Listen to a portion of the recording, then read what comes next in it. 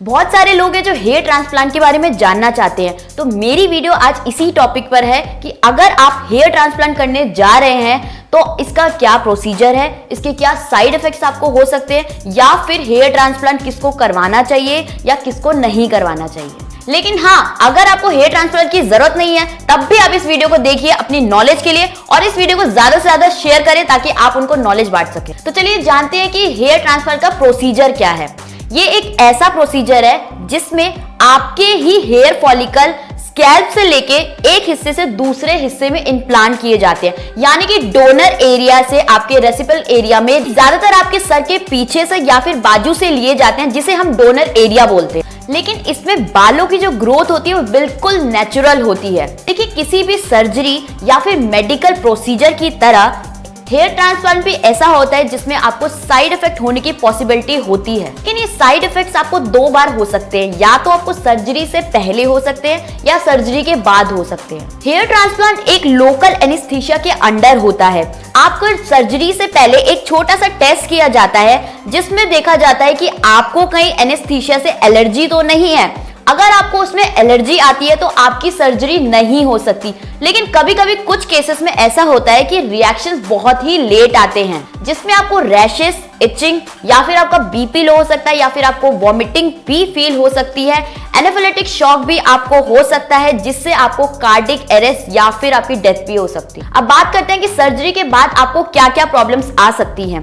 तो पहला है कि आपकी स्कैल्प में इचिंग हो सकती है, लेकिन ये नॉर्मल है, ये एक हीलिंग प्रोसेस है, इसमें कोई दिक्कत नहीं है। इसमें आपको डॉक्टर बता देंगे कि आपको कौन सा शैम्पू यूज करना है जिसकी वजह से आपको इचिंग ना हो। और हाँ, आपको इस बात का ध्यान रखना है कि आपको अपनी स्कैल्प को ज्यादा रगड़ के नहीं धोना है, आपको लाइटली शैम्पू करना है। दूसरा है कि आपको स्कैल्प पर स्वेलिंग हो सकती है, आपको हेयर लाइन से फॉरहेड तक स्वेलिंग हो सकती है, या फिर आपकी आईज और नोज में भी स्वेलिंग हो सकती है। इसका कारण होता है कि आप रेस्ट नहीं ले रहे हैं, पर इसमें डरने की कोई बात नहीं है। आपको डॉक्टर मेडिसिन देंगे, वो आपकी एक हफ्ते तक स्वेलिंग बिल्कुल ठीक हो जाएगी। तीसरा है कि आपको स्टैबिंग की प्रॉब्लम हो सकती है, यानी कि जहां पर आपके बाल को इम्प्लांट किया है वहां पर आपको इचिंग हो सकती है, तो आपको उसको स्क्रैच नहीं करना। इससे आपका जो हीलिंग प्रोसेस है उसमें डिले हो सकता है, और साथ ही साथ आपको इन्फेक्शन भी हो सकता है।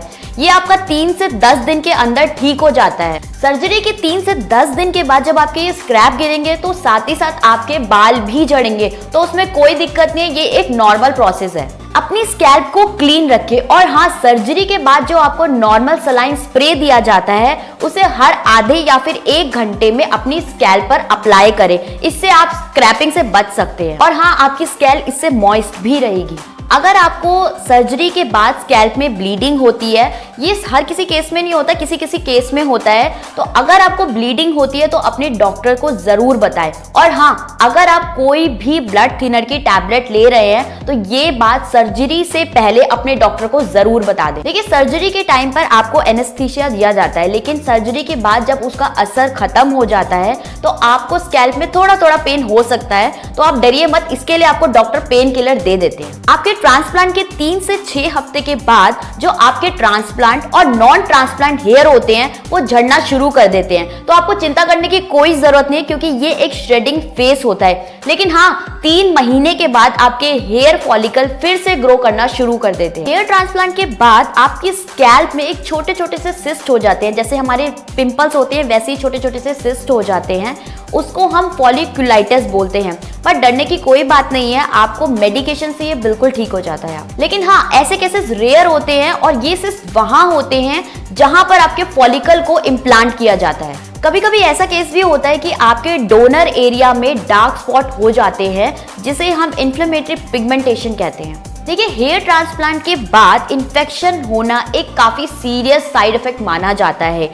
इसका कारण होता है कि अगर आप अपने हाइजीन का ध्यान नहीं रखेंगे तो इन्फेक्शन होने के चांसेस बहुत ज्यादा होते हैं। तो इसके लिए डॉक्टर आपको ट्रांसप्लांट के बाद एक छोटा सा एंटीबायोटिक का कोर्स करवा सकते हैं। कुछ मंथ बाद आपके हेयर जो होते हैं वो नॉर्मल ग्रो करने लगते हैं और एक नॉर्मल हेयर की तरह हो जाते हैं। हेयर ट्रांसप्लांट के बाद आपको इन्फेक्शन ना हो, उसके लिए आपको कुछ बातों का ध्यान रखना है कि आप जहां से भी हेयर ट्रांसप्लांट करवा रहे हैं वहां का सर्जन जो है वो एक्सपीरियंस्ड हो, उनका स्टाफ ट्रेंड हो, उनका जो क्लिनिक है उनका एनवायरनमेंट जो है हाइजीन होना चाहिए। इन बातों का आपको ध्यान बिल्कुल रखना। अब बात करते हैं कि कौन इसको नहीं करवा सकता है। अगर आप डायबिटिक पेशेंट हैं तो आप हेयर ट्रांसप्लांट नहीं करवा सकते, क्योंकि इसका रीजन ये होता है कि आपको इस ट्रांसप्लांट के बाद हीलिंग की बहुत ज्यादा जरूरत होती है। और ये सब तो जानते ही हैं कि डायबिटिक पेशेंट हीलिंग जल्दी नहीं कर पाते, लेकिन हाँ वो पीआरपी जरूर करवा सकते हैं। अब आप पूछेंगे पीआरपी क्या होता है? पीआरपी होता है प्लेटलेट रिच प्लाज्मा, यानी कि आपके ही बॉडी का ब्लड लेके आपकी स्कैल्प में इंजेक्ट किया जाता है, जिससे कि आपके न्यू हेयर फॉलिकल आना शुरू कर देते हैं। आई होप अगर आप ट्रांसप्लांट करवाने जा रहे हैं तो आप ये वीडियो जरूर देखेंगे, क्योंकि यह वीडियो आपके लिए मददगार साबित हो सकती है। तो वीडियो को लाइक कर देना, ज्यादा से ज्यादा शेयर कर देना, और हाँ, हमारा चैनल सब्सक्राइब करना बिल्कुल मत भूलिएगा।